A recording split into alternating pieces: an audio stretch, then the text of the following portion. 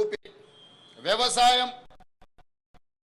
వ్యవసాయ ఆధారిత పరిశ్రమలు, అనుబంధ రంగాల విషయంలో తెలంగాణ నెంబర్ 1గా ఉండాలన్న లక్ష్యంతో రైతుల జీవితాల్లో గణనీయ మార్పు తేవాలన్న సంకల్పంతో తెలంగాణ రైజింగ్ 2047 విధాన పత్రంలో ప్రాధాన్యత అంశంగా తీసుకున్నాం.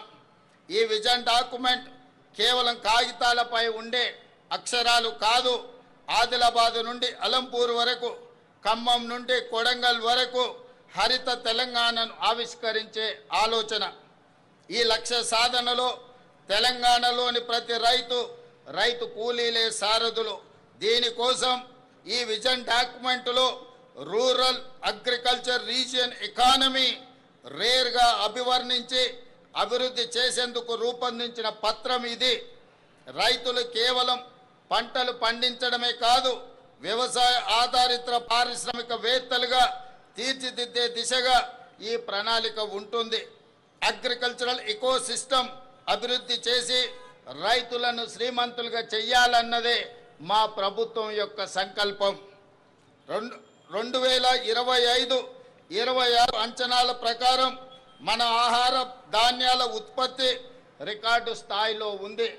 2,36,00,000 మెట్రిక్ టన్నులుగా నమోదైంది. ప్రజాప్రభుత్వం అందిస్తున్న ప్రోత్సాహకంలో వరి, మొక్కజొన్న, పత్తి పంటల విస్తీర్ణం గణనీయంగా పెరిగింది.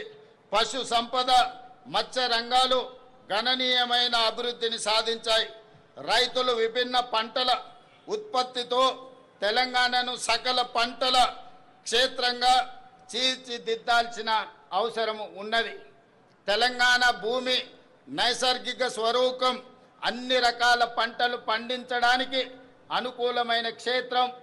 ఈ వేదిక మీద నుండి తెలంగాణ రైతాంగానికి నేను విజ్ఞప్తి చేస్తున్నా, కొన్ని పంటలకే పరిమితం కాకుండా అన్ని రకాల పంటలను, కూరగాయలను, పండ్లను పండించడం ద్వారా తెలంగాణ రాష్ట్ర కీర్తి ప్రతిష్టల్ని ప్రపంచానికే చాటి చెప్పే అవకాశం ఉంది. ఆ దిశగా రైతులను ఆలోచన చేయవలసిందిగా నేను మనవి చేస్తున్నాను. ఈ రైతుల కార్యసాధకులు కావాలంటే అప్పు లేని పరిస్థితి ఉండాలి. అందుకే రైతుల నెత్తిపై ఉన్న అప్పుల భారాన్ని తగ్గించే ఉద్దేశంతో ఒకేసారి 2 లక్షల వరకు పంట రుణాల మాఫీ చేశాం.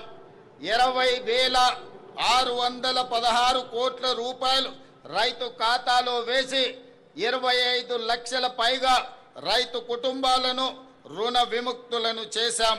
వ్యవసాయానికి ఉచిత విద్యుత్తును కొనసాగిస్తూనే విద్యుత్ పంపు సెట్లకు సౌరశక్తితో నడిచే పంపు సెట్లను ఏర్పాటు చేస్తున్నాం.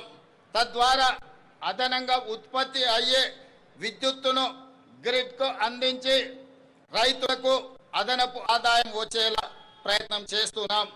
ఈ 2.5 ఏళ్లలో వ్యవసాయానికి, రైతు సంక్షేమానికి 1,56,496 కోట్ల రూపాయలు ఖర్చు చేశాం. రైతు భరోసా పెట్టుబడి సాయం ఇప్పటికే 27,529 కోట్ల రూపాయలు నేరుగా రైతుల ఖాతాలలో వేశాం. మిత్రులారా, రైతులు దళారుల బారిన పడి మోసపోకూడదని రైతులు పండించిన పంటలు ప్రభుత్వమే కనీస మద్దతు ధర చెల్లించి కొనుగోలు చేస్తుంది. ఎంత భారమైనా సరే చివరి గింజ వరకు పంట ఉత్పత్తులను కొనడానికి రాష్ట్ర ప్రభుత్వం ప్రయత్నం చేస్తుంది. మేము అధికారం చేపట్టిన తర్వాత ఇప్పటి వరకు 2.5 ఏళ్లలో ధాన్యం కొనుగోళ్లకు 82,840 కోట్ల రూపాయలను ఇప్పటి వరకు రైతాంగానికి చెల్లించిన. ఈ యాసంగి సీజన్లో రాష్ట్రమంతటా 8,575 కొనుగోలు కేంద్రాల ద్వారా చురుగ్గా ధాన్య సేకరణ జరుగుతుంది. ఇప్పటి వరకు 63,65,000 మెట్రిక్ టన్నుల ధాన్యాన్ని కొనుగోలు చేయడం జరిగింది. సుమారుగా 11,903 కోట్ల రూపాయలను రైతుల ఖాతాలో జమ చేశాం. అకాల వర్షాల వల్ల ధాన్యం తడిసిపోయినా ప్రతి రైతుకు నష్టం జరగకుండా దాదాపు 10,000 మెట్రిక్ టన్నుల తడిసిన ధాన్యాన్ని ప్రభుత్వం కొనుగోలు చేసింది. ధాన్యం కొనుగోలులో దేశంలో ఏ రాష్ట్రం కూడా మనతో పోటీ పడే పరిస్థితి లేదు. దేశంలో యాసంగి సీజన్లో సేకరించిన మొత్తం ధాన్యంలో చెప్పడానికి నేను గతంలో ఎన్నడూ లేని విధంగా రాష్ట్రంలో జొన్న మొక్కజొన్న పంటలు సాగు భారీగా పెరిగింది. ఈ యాసంగిలో సుమారు 16 లక్షల ఎకరాల్లో మొక్కజొన్న, 4 లక్షల ఎకరాల్లో జొన్న సాగు చేసి తెలంగాణ రైతులు కొత్త చరిత్రను సృష్టించారు.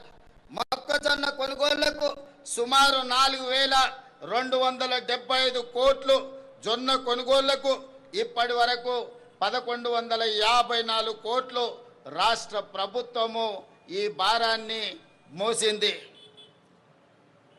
అదేవిధంగా మిత్రులారా, సాగునీటి రంగానికి ప్రాధాన్యతను ఇస్తూ తెలంగాణ నీటి కోసం దశాబ్దాలు గోసపడింది. 10 ఏళ్ల గత పాలనలో సైతం పరిస్థితులు మారలేదు. కృష్ణా